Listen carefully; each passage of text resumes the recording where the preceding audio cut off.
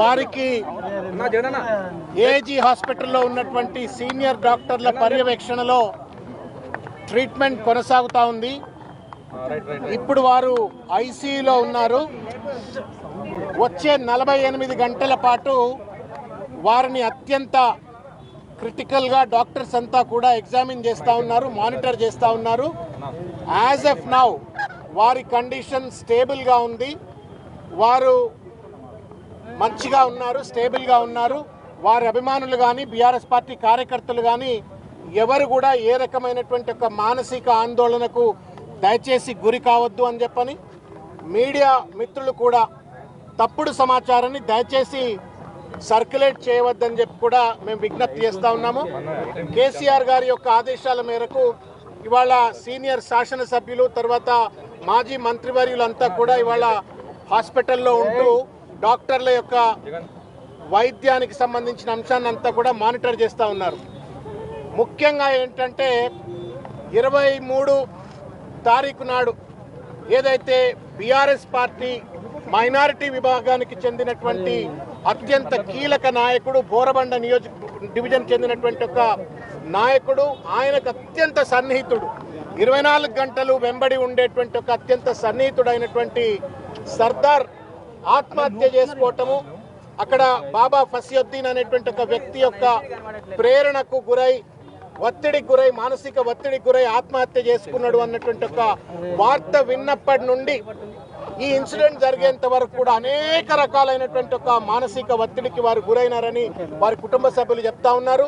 తినమంటే తినకుండా, నిద్రపోకుండా ఎప్పుడు సర్దార్నే తలుచుకుంటూ నా కుడి భుజం పోయింది అని చెప్పని బాధపడ్డాడు అని చెప్పని వాళ్ళ కుటుంబ సభ్యులు చెప్తా ఉన్నారు.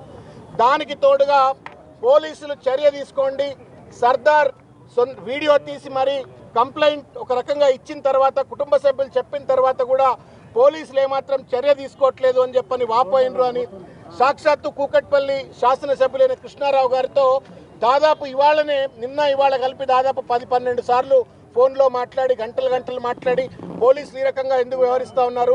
సర్దార్ చాలా మంచివాడు, మానవత్వం ఉన్నవాడు, బీఆర్ఎస్ పార్టీకి మంచి కార్యకర్త, నా కుడిభుజం లాంటి వాడు చనిపోయిండు అని చెప్పని సొంత కుటుంబ సభ్యుడు పోతే ఎంతైతే బాధపడతాడో అంత బాధపడ్డాడు, ఒక ఒత్తిడికి గురైండు అని చెప్పని వారు కూడా చెప్పినారు, కుటుంబ సభ్యులు కూడా చెప్పినారు. మొత్తానికి మానసిక ఒత్తిడితో ఆ స్ట్రెస్కు తట్టుకోలేక ఇవాళ ఈరోజు ఈ యొక్క దుస్థితి ఇవాళ మాగంటి గోపీనాథ్ గారికి వచ్చింది. భగవంతుడిని మేము బీఆర్ఎస్ పార్టీ కార్యకర్తలుగా, నాయకులుగా మేమంతా ప్రార్థిస్తూ ఉన్నాం. ప్రజల్ని కూడా మేము విజ్ఞప్తి చేస్తూ ఉన్నాము. వారి ఆయురారోగ్యాల కోసం వారు మంచిగా ఒక 48 గంటల్లో వెంటనే కూడా రికవర్ అయిపోయి ఆరోగ్యాలతో ఆయురారోగ్యంతో బయటికి రావాలని చెప్పని భగవంతుడిని ప్రార్థించాలా, ఎక్కడికక్కడ పూజలు చేయాలని చెప్పని కూడా మేము విజ్ఞప్తి చేస్తూ ఉన్నాం. మంచి నాయకుడు, మా ప్రజలకు అందుబాటులో ఉండే నాయకుడు కాబట్టి ఆయన బాగోగు కోసం అందరూ కూడా భగవంతుడిని పూజ చేయాలి, ప్రార్థించాలని చెప్పని విజ్ఞప్తి చేస్తూ ఉన్నాం. లోపల హరీష్ రావు గారు ఉన్నారు, తర్వాత మాజీ మంత్రివర్యులు ప్రశాంత్ రెడ్డి గారు, హరీష్ రావు గారు ఉన్నారు. వాళ్ళ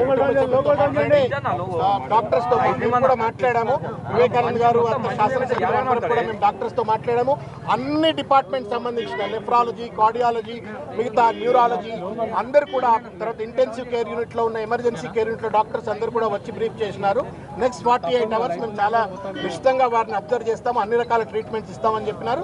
దానికి సంబంధించిన బులెటిన్ కూడా ఇప్పించే విధంగా లోపల హరీష్ రావు గారు మాట్లాడుతూ ఉన్నారు. Hospital also might give a official bulletin soon. 48 గంటలు అబ్జర్వేషన్లో ఉందాం. త్వరగా నిర్ధారించుకోవద్దు, ఏం తప్పుడు వార్తలు కూడా ప్రసరించొద్దు.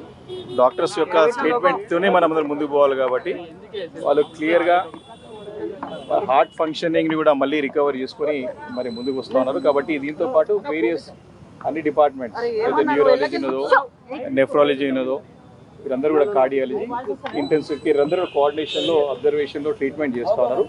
కాబట్టి 48 గంటలు we should wait and see. మనకి ఇప్పుడిప్పుడే రెస్పాన్స్ వస్తూ ఉన్నది. అన్ని డిపార్ట్మెంట్స్ కోఆర్డినేట్ చేసుకోవాలి కాబట్టి లెట్స్ హ్యావ్ పేషెన్స్. కొంచెం ఓపికతోని, ఒక నిమిషం, కొంచెం ఓపికతోని ఉండాలి. ఇది చాలా క్రిటికల్, అంటే సంక్లిష్టమైనటువంటి సమస్య, ఆరోగ్యం సంబంధించిన సమస్య. కాబట్టి మనము ట్రీట్మెంట్ నడిచేటప్పుడు కొంచెం సహనంతో, ఓపికతో ఉంటే మనకు కూడా పాజిటివ్గా మనకి రెస్పాండ్ అవుతున్నప్పుడు కొంచెం అందరూ కూడా ఓపికతో ఉండాలి. కాబట్టి ఇప్పుడే మనమే అన్నీ నిర్ధారించుకొని మనమే మాట్లాడితే కాదు కదా.